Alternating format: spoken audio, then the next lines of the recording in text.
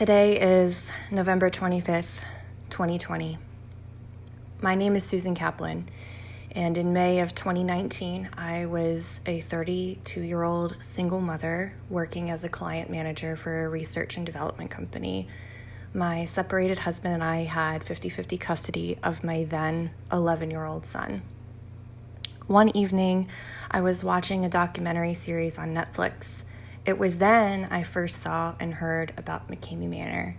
I did some research out of curiosity and was surprised to find that the owner of the manor, Russ McCamey, had his phone number on his public website for the whole world to see. And in early June 2019, I gave the number a call. Russ answered in just a few rings. I totally did not expect this, but I was pleasantly surprised. And we got into a lengthy conversation where he was interviewing me to become a contestant. He told me that there was an opening that very weekend and that I should book a flight to be on the show. I was very excited for the thrill and for the opportunity, and I said, well, to hell with it. Why not?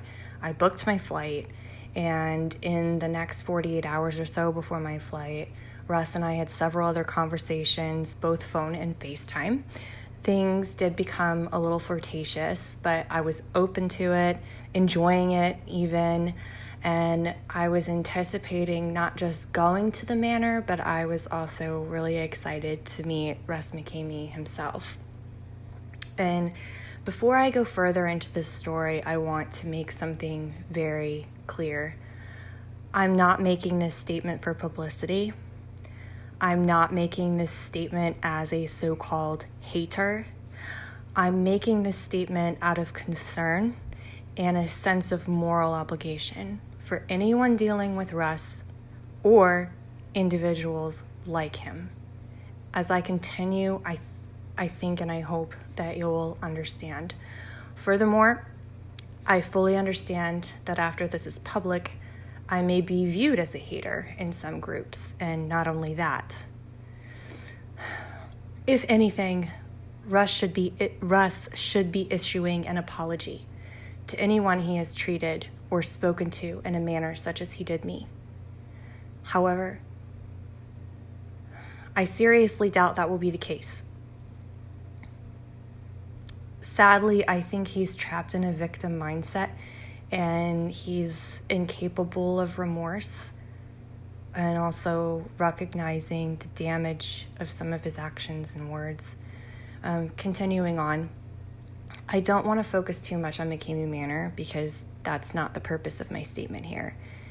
It's simply the medium through which the relationship between Russ and myself began.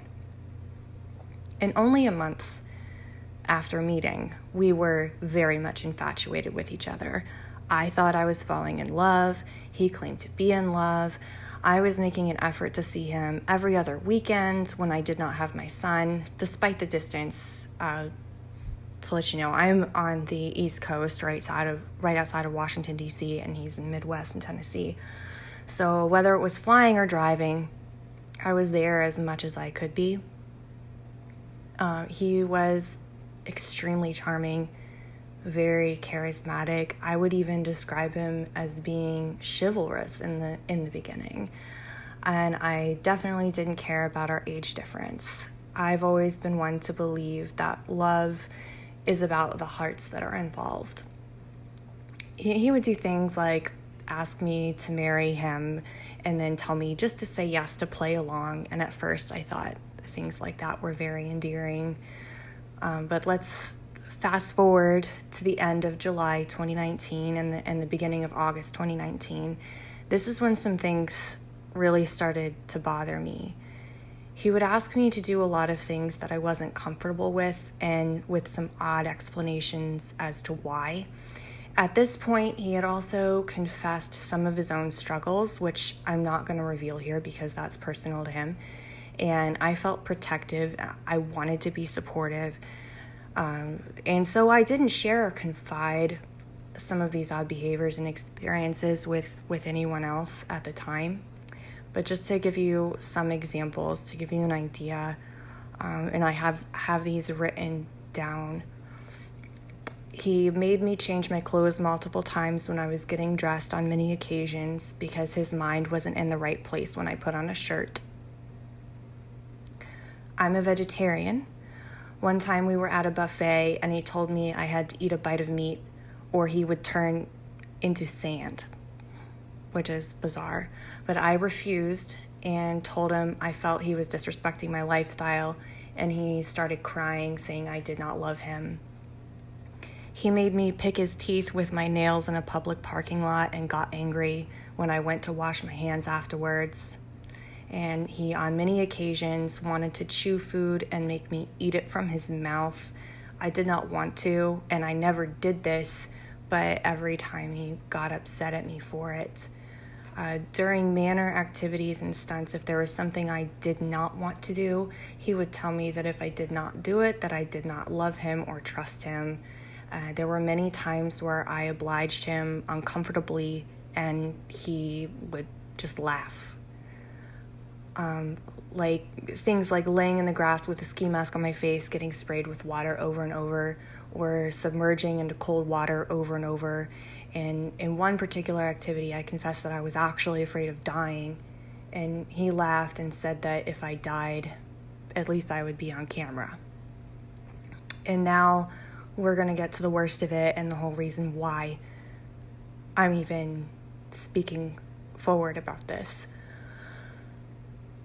Sometimes he would tell me that he had inappropriate thoughts about kids, and he couldn't help it. He would ask me to tell him that it was okay, or that nothing means nothing. His descriptions at first were really vague, and then slowly as time went by, became much more explicit. And in August of 2019 is when he started to talk about some of these thoughts involving my son.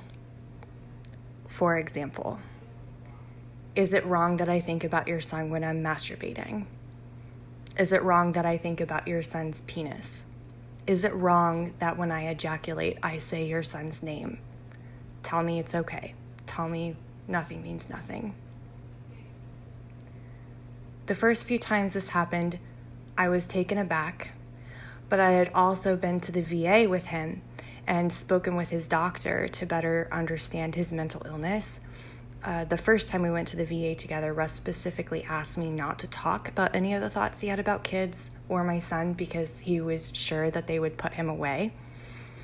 Out of what I thought was love and understanding, I obliged at the time.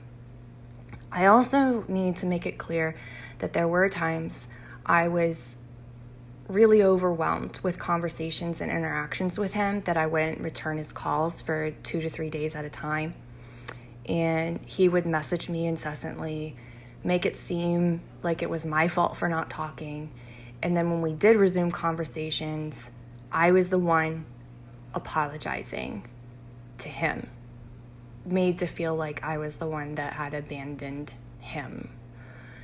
So lots of drama unfurled between September 2019 to the end of November 2019, where our relationship disintegrated essentially. Without getting into all of this, because I want to stick to the main point, Russ came to visit me early November 2019. Quite frankly, during this visit, it was the worst I'd experienced from him. There were a lot of issues going on with the manor stuff on the side, which I know had him really stressed out, but this is no excuse. And I'm going to be blunt. Sexually, he was rougher than he'd ever been with me, leaving clear marks and bruises.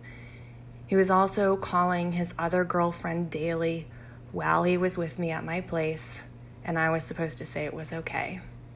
He kept talking about sexual fantasies about kids. I was supposed to say it was okay. My son came up in these fantasies time and time again, and I was supposed to say it was okay. One of the nights he was with me, we were supposed to go to dinner with my son together. And I realized in that moment, I couldn't stand the idea of him meeting my son and looking at him with all the things that he'd said over and over, asking for my reassurance every time.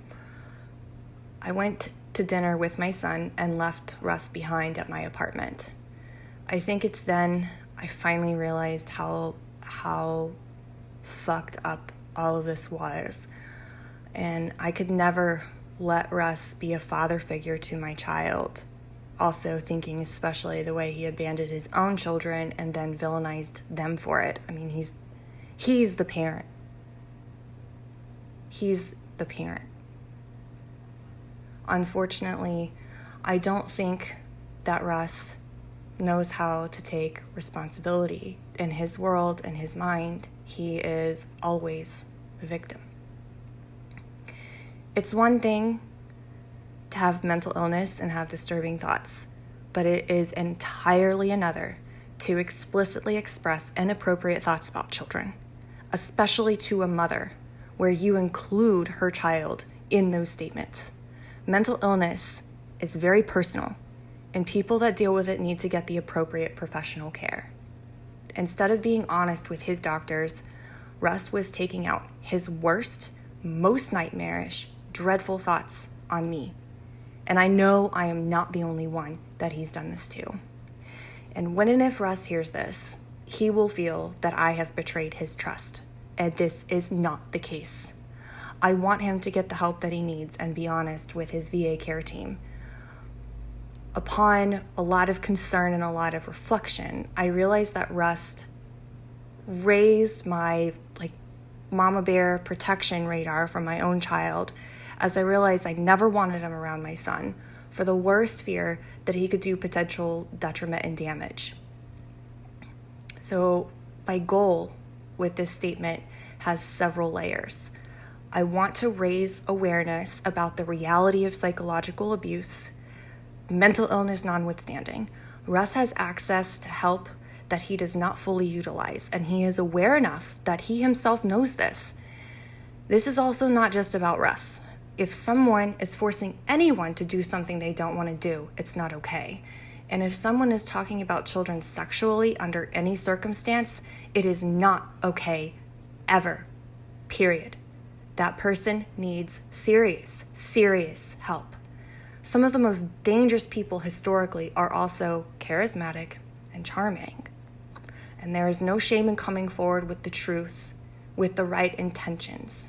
I did not do this out of anger, and I don't say these things with bitterness. I speak my truth because I think it needs to be heard, and too many people feel silenced by the power of another's oppression and manipulation. I hope that this helps anyone that's been too afraid to speak. I hope that others feel brave enough to speak if they need or want to. And I sincerely hope that Russ and others like him get the help that they need. Thank you for listening.